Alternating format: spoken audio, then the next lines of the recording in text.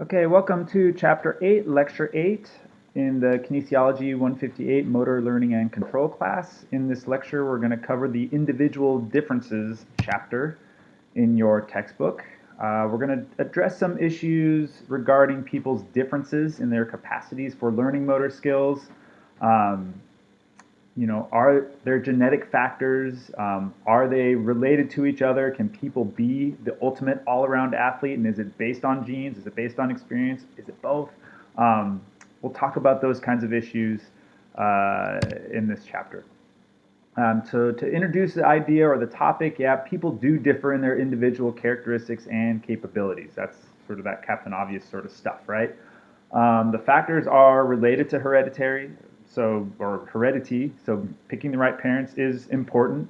Environmental experience also plays a big role. So you can't just pick the right parents. It does require a little bit of both. So being in the right environment, exposed to the right maybe types of coaches, types of practice situations, those types of factors, and ultimately a combination of both of those things leads to where people are at in terms of their capabilities. Traits are something we're going to introduce here, and traits are genetically inherited factors.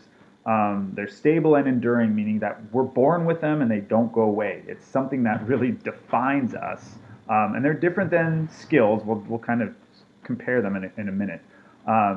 Traits will underlie and support activity across the entire spectrum of human behavior, which then, of course, includes motor skills and motor performance. Uh, Traits are categorized into cognitive, physical, personality, and emotional traits. And the way traits are viewed is that and everyone possesses traits, so it's not like skills, which again, we'll get to that, but unlike skills, everyone possesses all traits, so it's just a matter of where you fall compared to others in terms of your abilities or capabilities within those traits. And so the way that's done is usually through some sort of percentile ranking. You're in the top 5% in people with, in reaction time, right? And reaction time is considered a physical trait. The distribution of traits across our population is what's considered a normal distribution, as you'd expect. And so most of us fall in that middle range. Yeah, we're just okay, compared to everyone else. We're better than some, we're worse than others. And then on the outer ends of that spectrum, we have the top performers, and then we have the people who don't perform well at all. So from your text, this is a graphic that just lists the sort of four main categories of traits.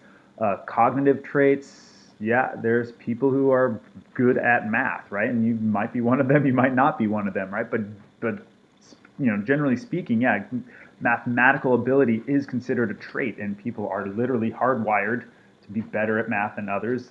Linguistic ability, abstract reasoning, artistic expression, right? Some people in terms of art are incredible, where others really struggle even just to draw stick figures, right? And even musical ability. Those are all considered cognitive traits. Personality traits, as you'd expect, yeah, interpersonal skills, self-awareness, motivation, um, emotional traits, things like feelings, interest, curiosity, empathy, maturity, right? So all these factors finally kind of lead up to, in the top right corner is physical traits. They're not skills, right? But these are things that we are born with, right? Height, yeah, we all kind of have our height, and that is considered a physical trait. Body type, muscle composition, so fast twitch versus slow twitch. Kinesthesis, so your ability, your awareness of your body in space. Handedness, yeah, perceptual abilities, and motor abilities. But all four of these categories do ultimately contribute to our potential to develop or at least perform certain motor skills.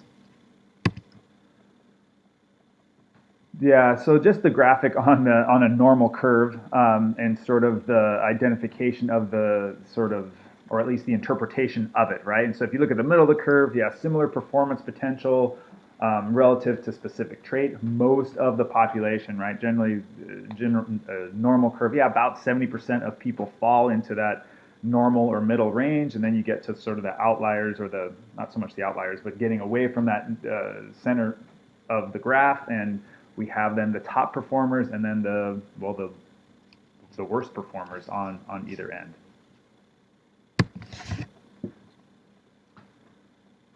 So a new term now is we're going to introduce called motor abilities. And motor abilities, for all intent and purposes, would be the same as motor traits, right? But because we have physical traits, calling them motor traits might be a little bit confusing. So we're going to call these motor abilities. Motor abilities, like traits, are genetically determined. They are stable and enduring. So you're born with them and they don't go away.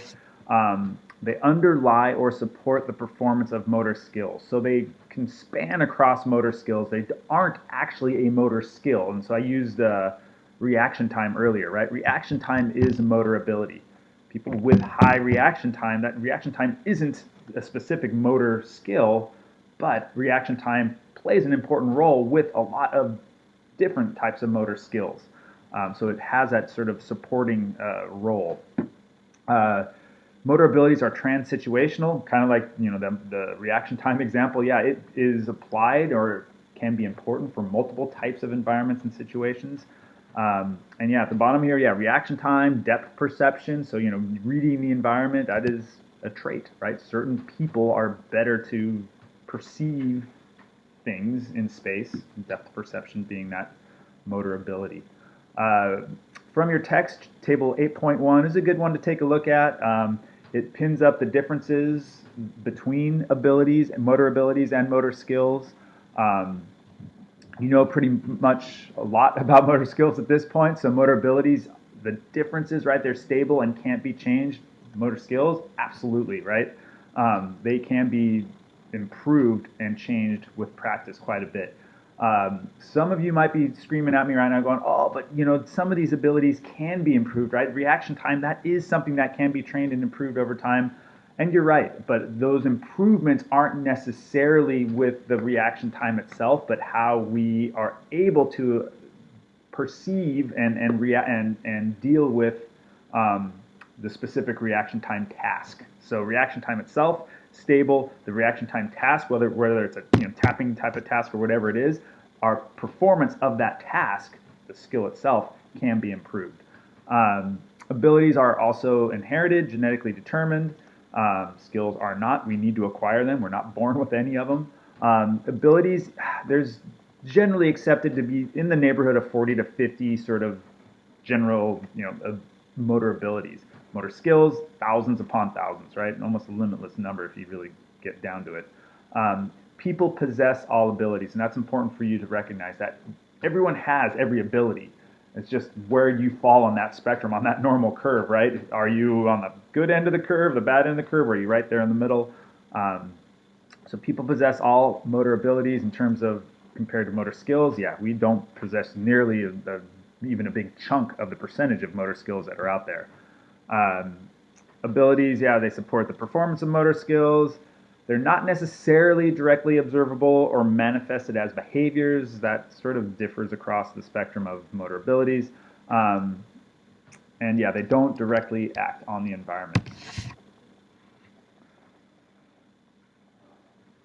All right, so motor abilities as a limiting factor. And so yeah, if you're an individual who possesses motor abilities that are on the high end of the spectrum or on the low end of the spectrum, how can that ultimately affect your performance of a motor skill? And it depends, right? It always depends. Not all abilities are equally important in the performance of a specific skill. So you could be on a really low end of the spectrum, let's say reaction time again, we're picking on that today.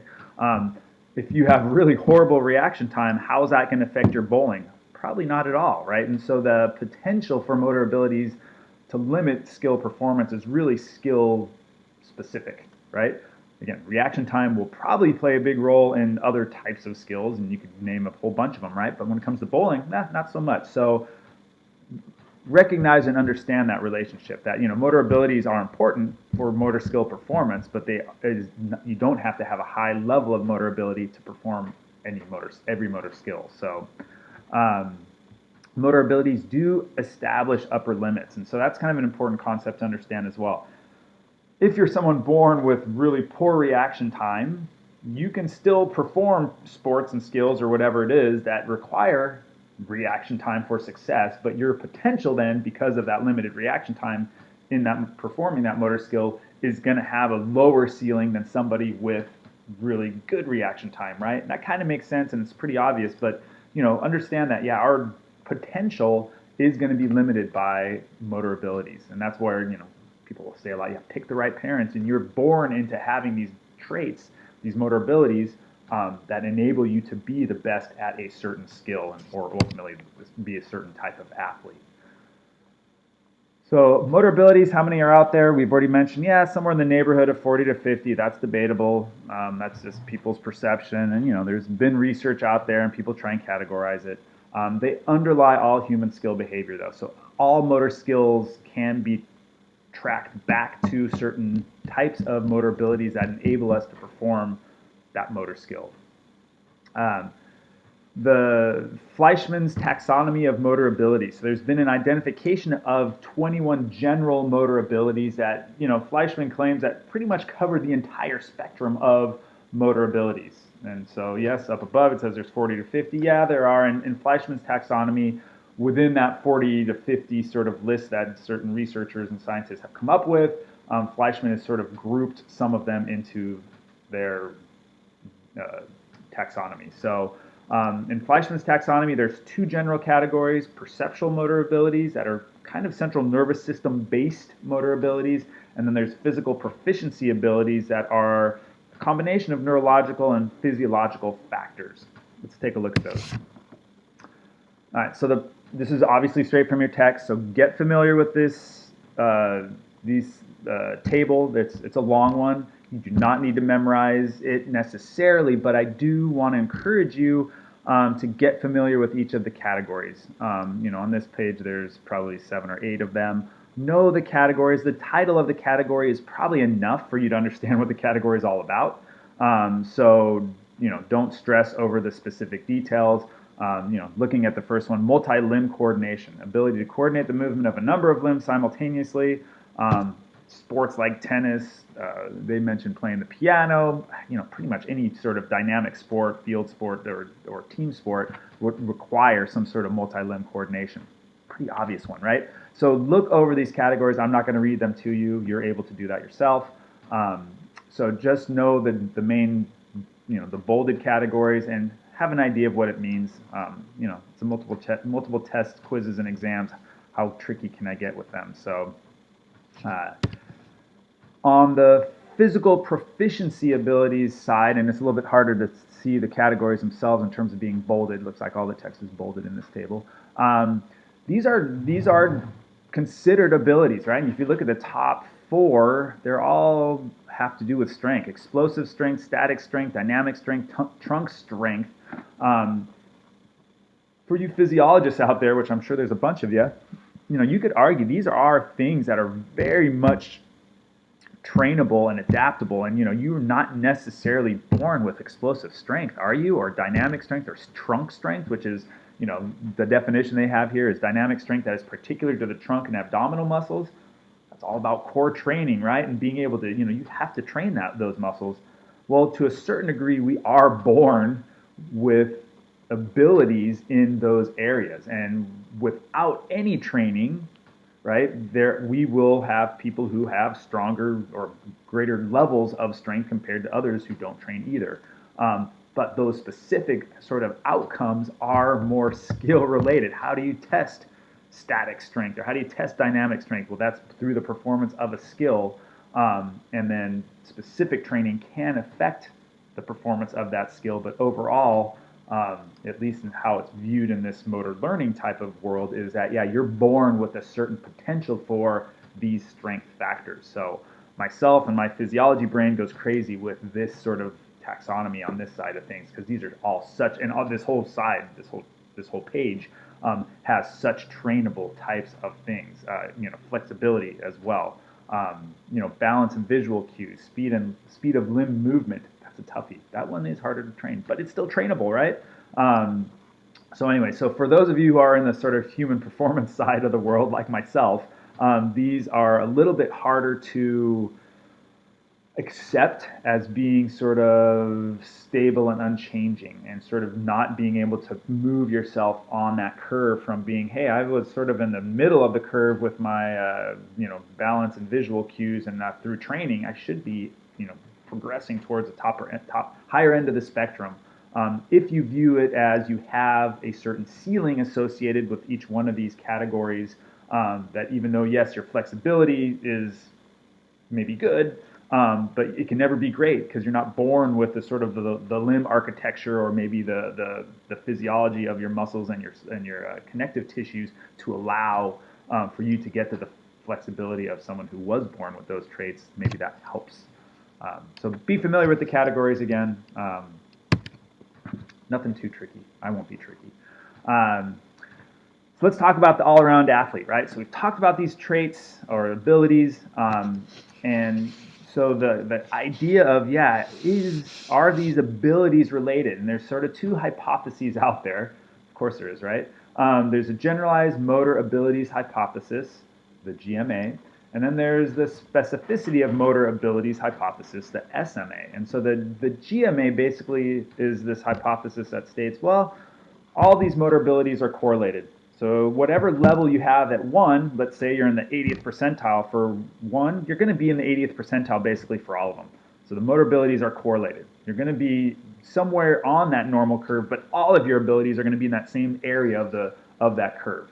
The specificity, the SMA, says the opposite. The motor abilities aren't correlated. One rank doesn't affect the other. You can be, you can have incredible multi-limb coordination, but your core strength could be horrible, right? And so, is it possible? I don't know. These are the two hypotheses. Develop your own guess at this point. It should be kind of Captain Obvious stuff. And the GMA hypothesis, to me, I don't know how quickly it was shot down, but it probably didn't take too long.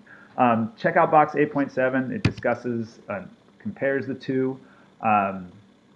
Generally, and the accepted idea is, there's really an inability to confirm the GMA hypothesis. The specificity hypothesis, the SMA, has been accepted. Research has been done in these areas, of course. Not too difficult to really do the research. Let's test a bunch of different motor abilities and rank people based on their performance, or at least their level of those motor abilities, and if they're correlated, then that's great. Maybe we can accept the GMA. If they're not correlated, then we accept the SMA.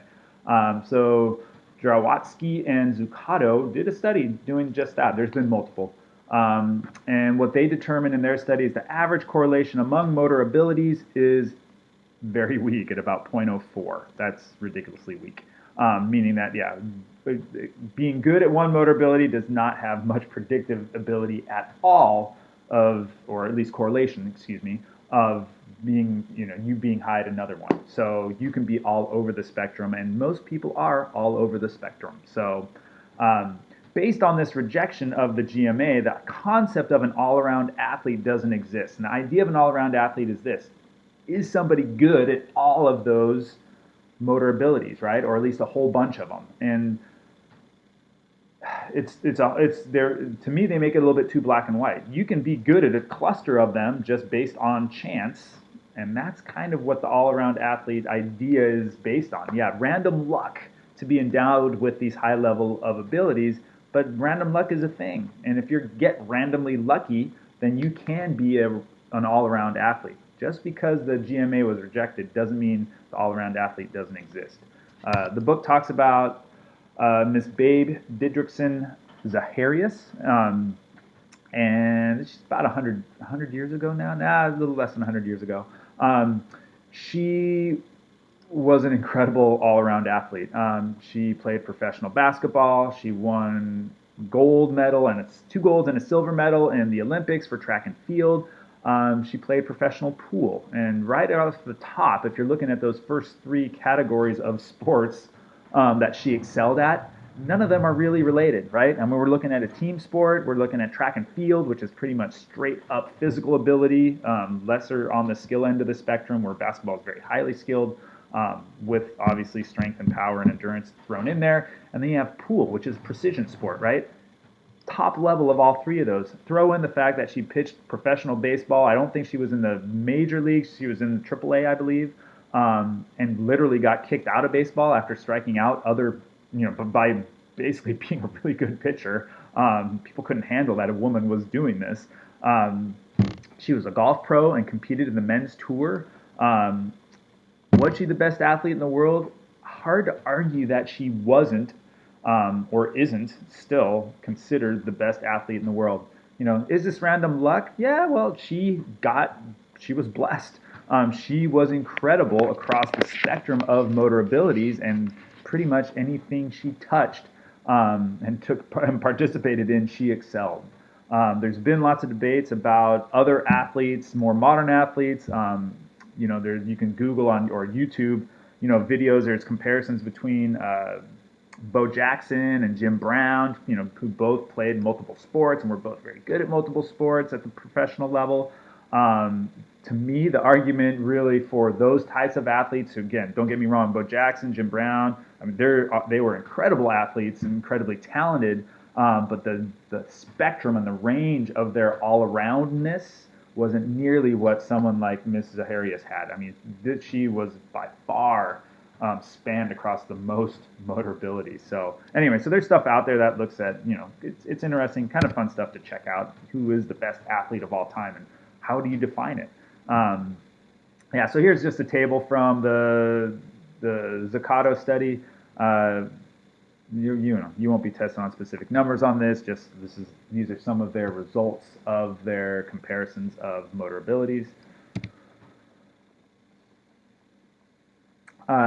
So predicting motor proficiency is, not easy thing to do, right? Because there is no sort of transferability from one skill to another. And so, so similar skills rely on different clusters of motor abilities, and the transfer between these skills is actually quite weak, right? There isn't much of like, if you're good at this, you aren't necessarily going to be good at that kind of thing going on, right? So we can have somebody who is a top performer with certain types of motor abilities. It's like, wow, you're an incredible basketball player, right? And I'm getting down to the bottom here with Michael Jordan, right? So because Michael Jordan, if you all remember the days of Michael Jordan, most of you might be a little bit young, but Michael Jordan was, and surely you know the name, I hope you know the name, top basketball player of his era and perhaps of all time, right? And the argument even right now this summer with the whole LeBron James catching up to Michael Jordan, I don't know what that means necessarily, but Michael Jordan in his time was by far the best basketball player around and is still discussed as such. Towards the end of his career, and again, some of you might remember this, he decided to play baseball. Yeah, I've done it all for basketball. I'm going to try and play baseball and be a professional baseball player. Surely there's going to be some transfer of his motor abilities to skills associated with playing baseball. Basketball and baseball are incredibly different. You should know the difference between those two, right? How did Michael Jordan do at baseball?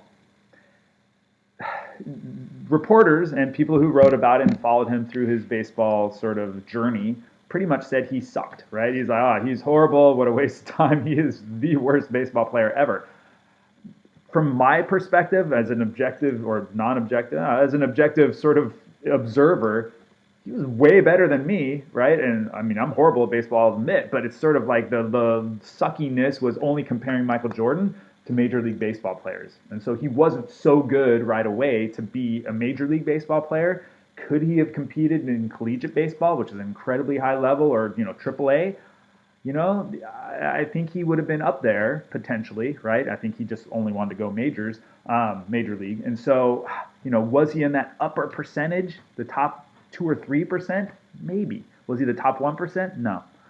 So again, maybe not the best example because the comparisons were made maybe not at the top couple of percent, but the comparisons were made to maybe that top 0.1% of all baseball players, right? So, but anyway, generally it is accepted that the prediction of success from one ability to another is obviously very weak. So genetic factors, picking the right parents. Evidence, yes, clearly supports a strong role for genetic factors in determining an individual's capabilities and potential in the entire range of motor skills. So we've already talked about this, but these abilities establish sort of upper limits. Having a certain type of ability or high level of a type of ability means that you have the potential to have or reach a higher limit than someone else. Of course, other factors need to then be put into place, right? You need to be motivated, you need to practice, you need to have the right environment, all those other different things. So ultimately, though, given the number and random distribution of motor abilities, everybody is potentially high skilled at something, right? And that's that's like the little glimmer of hope, right? So not everyone. I mean, just as the chances are very low for someone to be like a Babe Didrikson, um, to be sort of that all-around athlete and be good at everything, it's just as low of a percentage chance that someone's bad at everything. So all of us probably have the potential, or do have the potential, to be good at many things. Um, or at least one thing, maybe not many, but one. Um, some other factors contributing to that motor skill achievement, yeah, I just sort of picked on it previously, but there need to be other things in place for you to reach that ceiling. Coaching, encouragement, psychological factors, which are attitude, motivation, um, emotional and social factors play a role. Ultimately, yeah, those are all part of the big picture in terms of where people make it into their motor skill performance. Check out table 8.6. It talks about some of those things. So finally, our finishing statement, at least, and just sort of started touching on it a couple slides ago, nobody is poor at every motor skill. Yes. So we have the potential to be good at least at one thing, right? We just need to find it, and that's maybe the key. So other reasons for poor motor skill performance, other than not having the motor abilities there are factors, right? Motivation is a big deal. We're going to spend a whole chapter talking about motivation coming up. Encouragement, instruction, right? Having the right environment, having the resources, all these different types of things can play a role in terms of performance of motor skills. But the important thing, at least the takeaway, is that there is this potential for everyone to excel at something. And so this idea of exposing children to a variety of activities and sports as they develop is really important, right? Trying to force or at least limit the amount of activities and motor abilities that are sort of used at any age is a shame, right? And exposing, especially in the context of kids who are developing, give them the chance to excel at something and give them that whole spectrum of sports and activities to do and participate in, so they can discover what works for them. All right, that's it for this time. I'll see you next time.